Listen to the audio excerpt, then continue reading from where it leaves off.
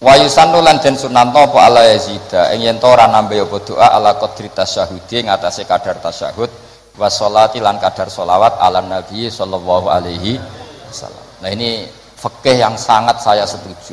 Sebaiknya kalau minta sesuatu kepada Allah tidak melebihi sighatus tasyahud atau sighatus sholawat ala Rasulillah sallallahu alaihi wasallam. Ini fikih yang sangat etis menurut saya, sangat beretika.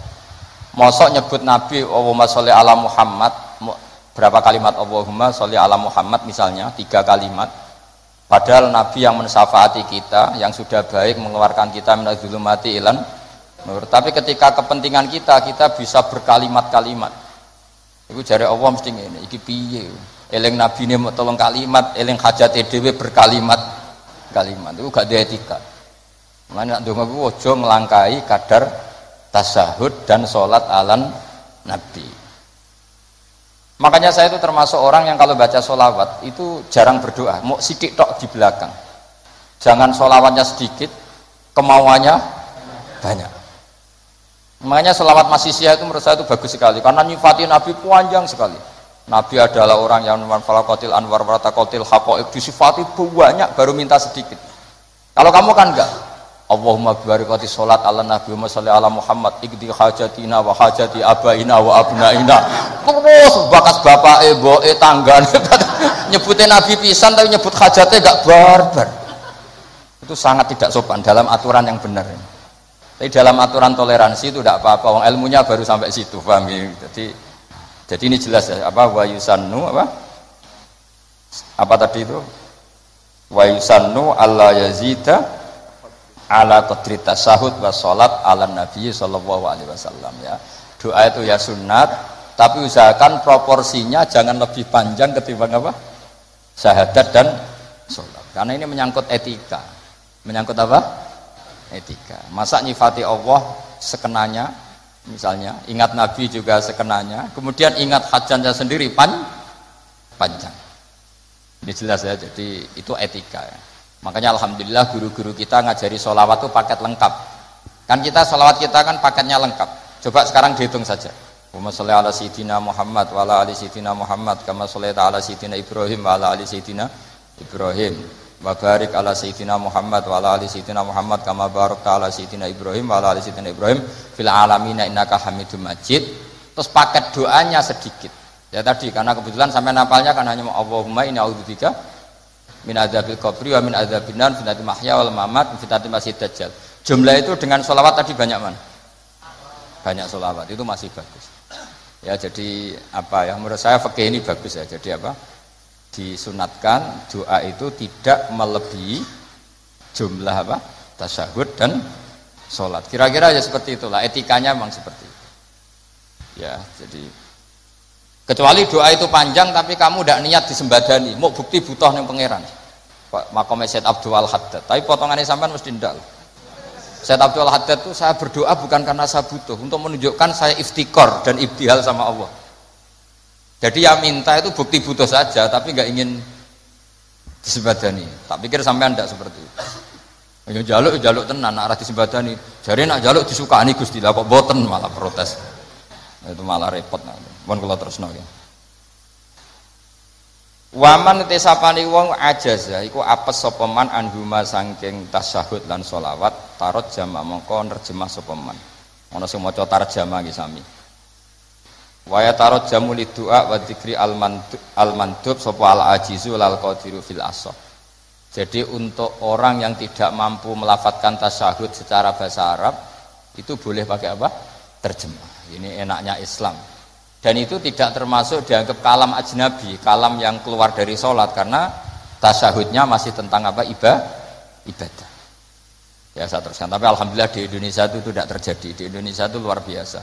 Yang paling awam pun itu pakai bahasa Arab. Makanya tidak usah bayangkan ada sholat bahasa Indonesia. Makanya ada cerita, ini kisah nyata itu. Ada wartawan Indonesia di Gaza ngeliput perang di tinggi Golan itu di Gaza. Dia nggak bisa bahasa Arab, bisanya bahasa Inggris. Ditanya sama wartawan Timur Tengah, kamu bisa bahasa Arab? Nggak bisa. Nah, ya sudah gitu aja dia ngomong bahasa Inggris sama wartawan Timur Tengah. Setelah sholat, dia jadi imam yang orang Indonesia. Itu fasihnya Masya Allah. kabiro walhamdulillah katsira subhanallah bukrata sampai at-tahiyatul mubarakatus sholawatut thayyibat. Akhirnya dicucuk. Wah, kamu tawaduk sekali, bahasa Arab kamu fusha katanya. Karena bacanya benar, kabiron maf'ul mutlak ya nasab. Wa subhanallahi mudhof ilaih ya mudhof ilaihnya jar. At-tahiyatu mubtada ya rofa, al-mubarakatu sifat ya rofa. Itu semuanya benar. Robbana munada mudhof ya nya dibuang ya bacanya robbana.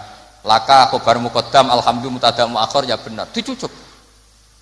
Dikira dia bahasa Arabnya fusha karena terkibnya enggak ada yang salah. Terus ditanya, kamu alim ya? Enggak, mancen apalanya gitu. jadi luar biasa. Makanya orang Indonesia di mana-mana dihormati. Itu orang Arab kalau melihat orang Indonesia sholat tuh mantuk-mantuk. Raine ini kok fasih ngono gitu kan. Karena enggak ada yang salah terkibnya. Ayo coba kamu baca at-tahiyatul barakatus. Oh, itu kalau dengar ahli nahwu kan wah betul itu. Wah, naktul marfu'un. Padahal artinya ya ora iso pokoke ngono. Asyhadu nyekseni sapa ingsun. Wah, mutakalim wahdah betul. Allahumma sholli wa sholli fi al-amr betul enggak ada yaknya. Dibinahi ala khaffi harfil illati. Berarti betul terus. Padahal tepaan lagi. Itu hebatnya Indonesia. Coba kalau kita nanti sholat pakai bahasa Indonesia.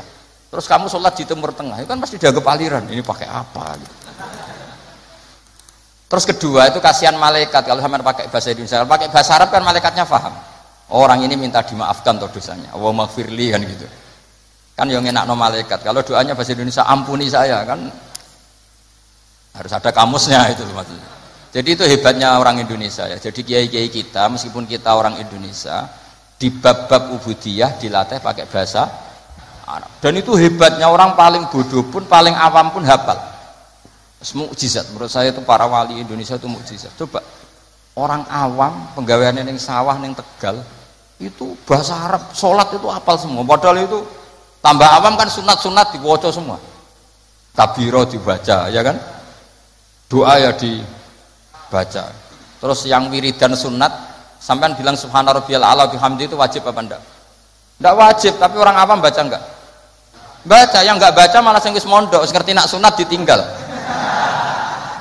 Maka bagian dari kesalahan mondok adalah terus rapati sholat qobliyah. Zaman awam sholat terus bareng mondok ora kena apa? Jebule sunat toh. Jadi tambah mondok tambah kacau. Karena apa? Coba anak orang-orang awam yang nggak mondok kalau sujud pasti baca subhana rabbiyal a'la dan pasti 3 kali. Tapi yang kiai sama santri sering nggak baca mentang-mentang apa? Sunnah. Bener mana orang awam sama kiai ya lo dalam hal itu. Loh sembrono. Jadi kadang kita ini korban ilmu. Ya, kadang kita ini korban ilmu. Coba santri-santri itu, rata-rata kalau sholat baca doa iftitah enggak? Sama ndak usah protes, oh paling Gus Bak ya ngono, ora usah ngono to. Ya pancen ngono tenan. Tapi ndak saya tok, ini ya amang ya sama ini teman saya. Ini asegap putune Nabi, nek salat wis ngono padha wae nek sebab. Mergo mondok. Zaman rong mondok diwaca kabira walhamdulillah. Karena kalau enggak baca dibedet gurune. Apa dikira wajib. Zaman kita kecil itu ngiranya itu wajib. Bareng nak ngerti sunat, perilaku pertama kita apa? Meninggalkannya. Makanya alhamdulillah banyak orang yang tidak alim itu barokah karena supaya sunat-sunat itu dilakukan. Karena sekali alim ditinggal. Oh itu banyak loh orang kaji itu tawaf ku meneng takoki. Sing wong awam maca takoki. Lah kok meneng ae? Sing rukun iku mutere, donga iku sunat kabeh. Repot wis. Makanya ada riwayat innalil ilmi tuhyanan katuhyanil mal. Ilmu itu punya arogannya sendiri sebagaimana arogannya orang punya harta. Karena kadang ya apa ya semoga kita tidak termasuk yang itu. Tapi memang ada sisi-sisi negatif dari ilmu ya karena tadi kalau kadang terlalu lama tahu kalau itu sunat ya akhirnya terus ya meninggalkan tadi. Ya, tapi ya nggak apa-apa lah memang ya nyatanya sunat terus kalau teruskan gitu. Watani asyara utai kang kaping 12 iku assalamu salam. Jadi rukun yang ke-12 adalah salam. Wa aqalluhu ta sidi-sidi salam ku assalamu alaikum. pakai al ya. Wal asahu te sing aso iku jawazu salamun alaikum. Boleh misalnya redaksinya bukan assalamu alaikum tapi pakai apa? Salamun alaikum tanpa al. Al asoh utai sing asoh al mansus la yujzi ora nyukupi apa salamun alaikum hu ing iki wong. Wallahu a'lam. Wa annahu lan satemene kelakuan iku la tajibu ora wajib niatul khuruji, niat keluar saka salat maksud.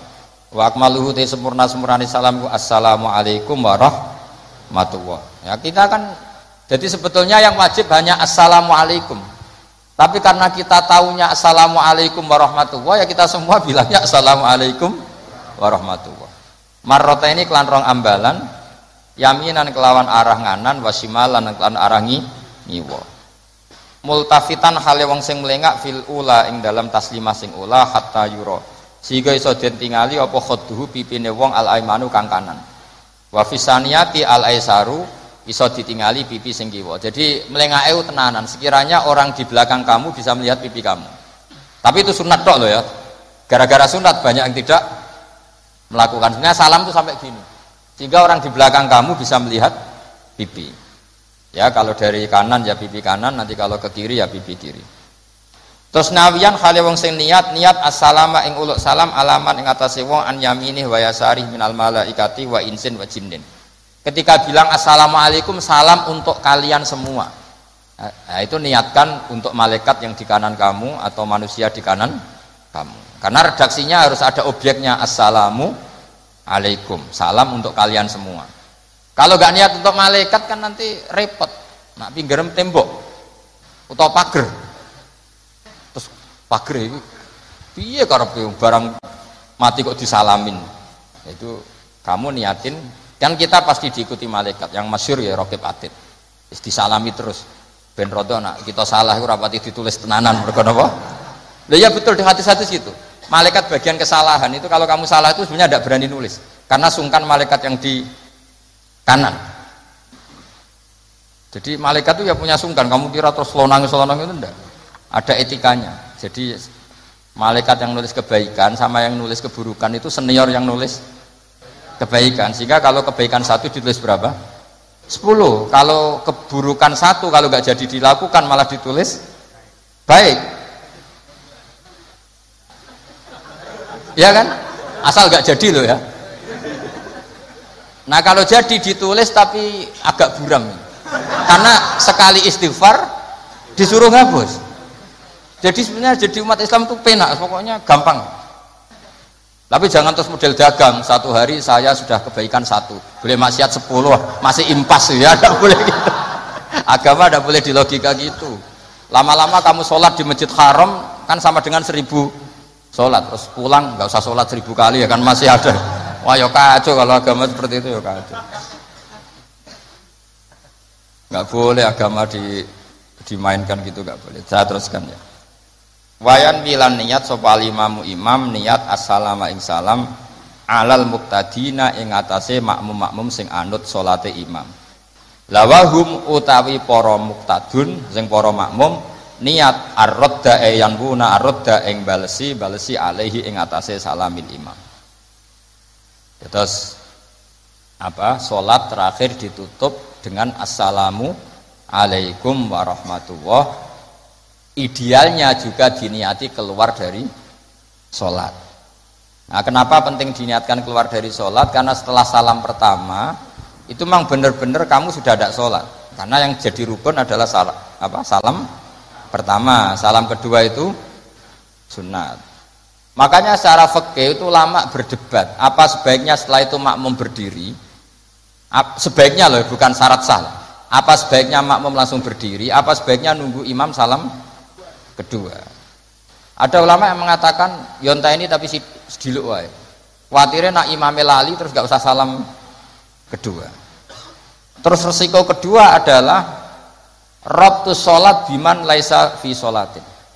Setelah imam salam pertama, artinya statusnya imam masih sholat apa enggak? Enggak kan? Berarti makmum menghubungkan sholat dengan orang yang sudah tidak sholat.